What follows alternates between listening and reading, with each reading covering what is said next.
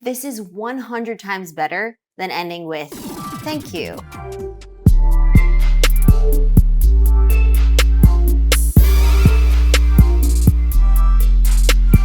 When it comes to the end of a speech, most speakers, including the super impressive TED Talkers, close their speech with thank you. Thank you for listening. Thank you for tuning in. Thank you for joining me today, or some variation on the theme. Don't get me wrong, saying thank you is so important. Showing your audience gratitude is a really great thing. What I'm saying is don't close the speech, the talk with thank you. It's a pretty dull and boring way of ending. Today, we're going to discuss a new way of closing your speech that's not just thank you. And what I'm about to share with you today is not only relevant for closing a speech, but also for a talk or ending a meeting. You could even do this at the end of a conversation. This strategy is forever going to change the way you close your talk.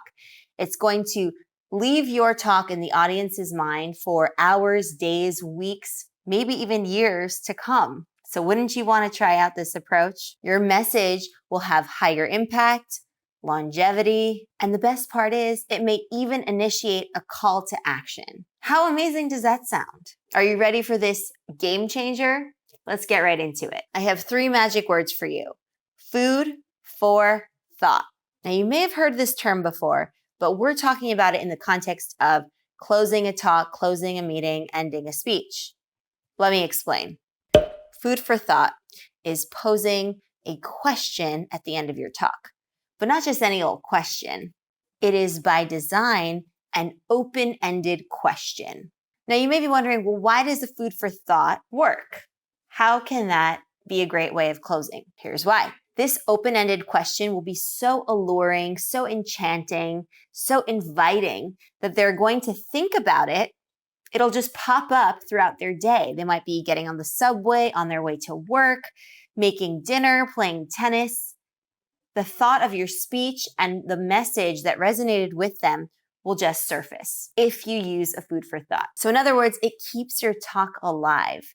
It'll stay in the back of their minds, and they might even want to act upon it. They might want to do something about the message you shared, the information you gave, the reason you were able to persuade them, the reason you want to avoid a closed-ended question starting with do you, did you, have you, is because the audience will answer that right on the spot.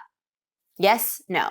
And poof, your talk, you will disappear in their minds. There's no need to linger upon that message. So here are the 3 steps that'll help you generate a food for thought for the end of your talk.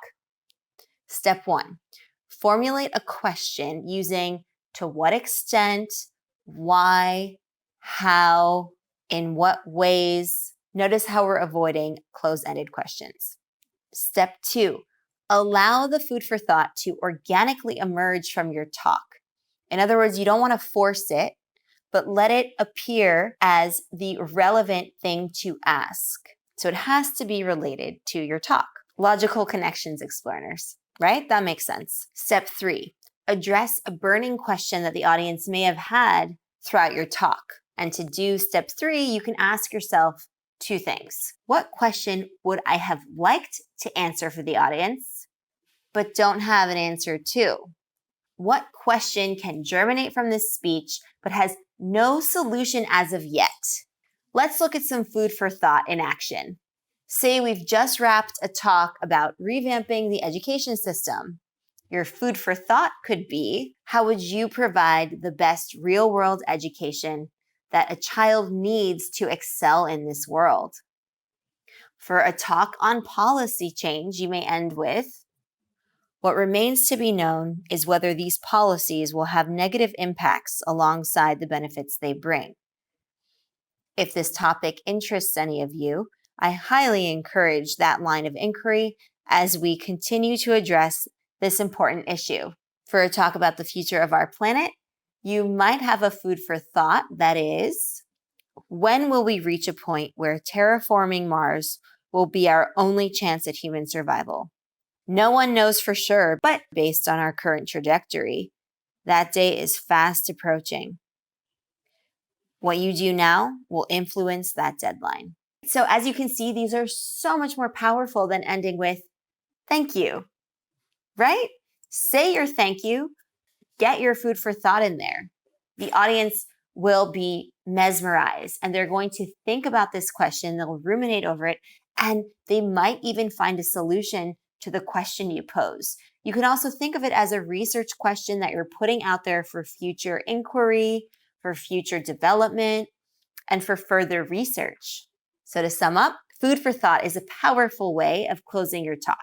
And it establishes not only your authority as a speaker, but also your credibility. And it will get the gears in the audience's brain working. And that's what we want.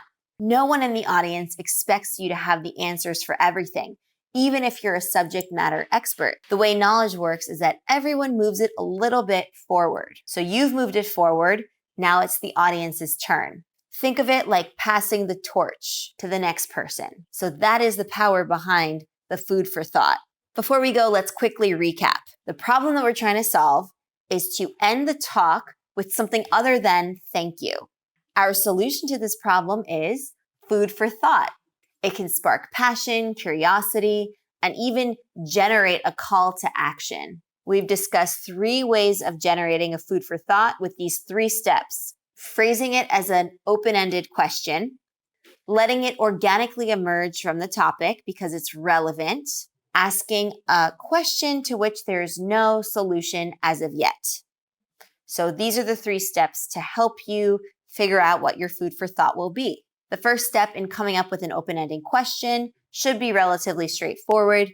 Now, you may have a little bit more difficulty with steps 2 and 3 because you really have to think about what you're telling them, what message you're sharing, and where the gaps in knowledge are. But you can think of it along the lines of, I've done the research, I've contributed, now I'm passing the baton so that you can also do the research, contribute, and add to the fount of knowledge.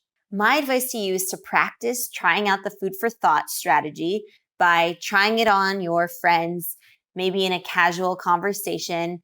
See how people respond to it and what kind of curiosity and questions it generates. If you find that people are really interested in knowing more and thinking about it, and you can see the wheels in their head turning, then that is probably a good food for thought. So practice it, try it out in different scenarios, and then use it when you want to close your talk, end your speech, come to the end of a meeting. It's a really powerful way of closing that speech. With some practice in those settings, you will start to see the gradual benefits of doing a food for thought. All right, Explearners, that's a wrap on this video. Thank you so much for tuning in, and I hope that you found this video useful. If you did, give it a like. It means a lot to us. And if you haven't done so already, make sure that you're subscribed so that you can get all our videos every time we post. I will see you in my next video. Happy Explearning!